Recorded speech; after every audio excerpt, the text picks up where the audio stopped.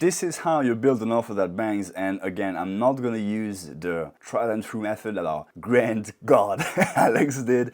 Even though it's a really great book and you should definitely go and set apart, I think there is a part of it that's not addressed as much or not emphasized as much on, but that if you understand this, it's gonna make your sales process so easy that you're gonna be like, oh, why didn't I understood this before? So again, this is Gabriel from MidTouch, and we help gym owners get to 7 figures and above and systematize client acquisition, solving that problem for good. I'm gonna share with you today a way to build an offer that's so good you would wonder, oh shit, why didn't I know this before? Because the reason we build an offer is not only to make more money ourselves, but to solve a problem better than the competition for our customers. And there is a way to combine both and actually make sure that we find the best in both worlds, if that makes sense. And I'm going to show you exactly how you do so. One thing that nobody seems to be talking about is the fact that whenever you have an offer that bangs, that is so powerful, it's not only a great tool to get more money, but it's also an incredible one to get more sales. And the way I see this is especially into the objection handling part. I'm going to show you how to build an offer that makes the sales process 10 times easier, but you really have to think it in this way. An offer is really something that you build in order to solve a problem. And you gotta not only solve a problem operationally, but also make the customer have the perception that you solved the problem. Because it's not really about how confident you are, because you know how good you are at solving the problem. It's really about showing it and making sure the other person understands that you're gonna solve the problem for them. So an offer is not made. An offer is really something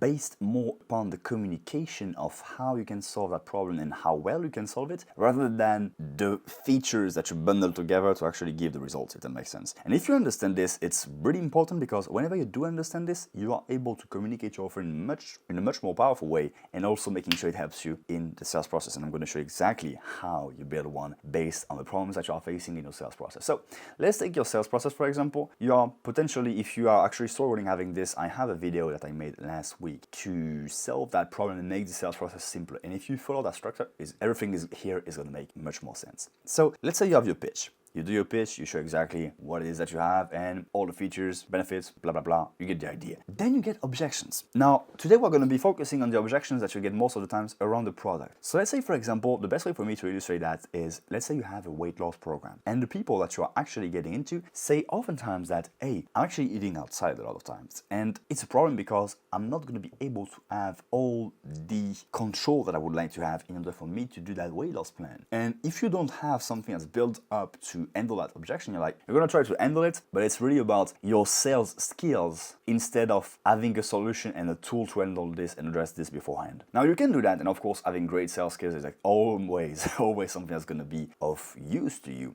But what if this objection never came up in the first place? Interesting, right? And there is a way to actually do so, and it's by building your offer up that way. So what I would like you to do, if you're struggling with some problems around your product, is make a list of all of those. You make a list of all of those problems that people are telling you that are based around the product. And what you're going to be doing is you're going to list all of them, and you're going to find a way that you can solve that problem for them. They are coming at me at this part saying that, okay, they don't know how to address the thing that, okay, what if I want to eat with my family? What if something came up? Well, I don't have the time to cook or something like this. Okay, cool, no problem. Then once you have all this list of problems, think about a way you can solve that problem for them. Now, you can be solving it in multitudes of ways, but remember, the thing about an offer is about communicating the fact that you're going to solve it for them. So in order to communicate that for them, we need to make sure that the thing we use to solve the problem is good. And how does somebody perceive something as a good way to solve a problem? Well, in this situation, we can take the value equation from Hormozi's book, which is understanding how we can make it easy, making sure that this is something that they perceive as a high likelihood of achieving the goal and actually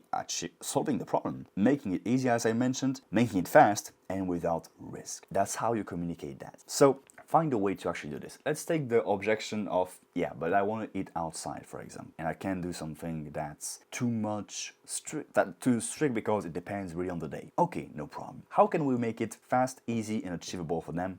and making sure it's without any risk. Maybe do a guide on this, maybe do a video explaining how to do so, or maybe you have seminars that address these problems, for example, a part of your seminar, I don't know. You find the best way for you to solve that problem and you put that into your offering. Now, once you have this and you include it into your offering, you add it into your pitch. And that's really a great way to handle objections before they even come up, because now in your pitch, you actually have a part, because you know this is an objection that you get a lot of times, you actually have a part that is specifically made to handle this objection. So whenever you do your pitch and they ask questions after this is not going to come up because you solved it beforehand. As Unsud said, if you read actually the book, The Art of War, you gotta win the war before it even starts. And if you think about it, you're really doing this in a way that's extremely efficient, because you're going to save a lot of time, you're going to get a lot more sales because you handled this properly, and also people are going to stay longer with you, you're going to have a better retention because you solve a problem that's better. You can even charge more if you want to. So that's how you build an incredible offer. By the way, if you do struggle with client acquisition, there is a link in the description. You can click it or not, I don't mind. You can keep watching the videos. I really do appreciate your time. That's another problem if you don't click it. But yeah, if you do enjoy this video, make sure that you do put a like on this one and a comment, because I would not only appreciate that, but the algorithm is going to also thread you better videos that are going to increase your business and not some weird cat or dog videos. Don't know what you're into, but you get it. It's going to actually be a productive videos that are going to help you increase your business. And whatever it is that you decide to do, however, I just want to say you that I truly appreciate your time and the fact that you gave me a bunch of your precious minutes today. Have a good one.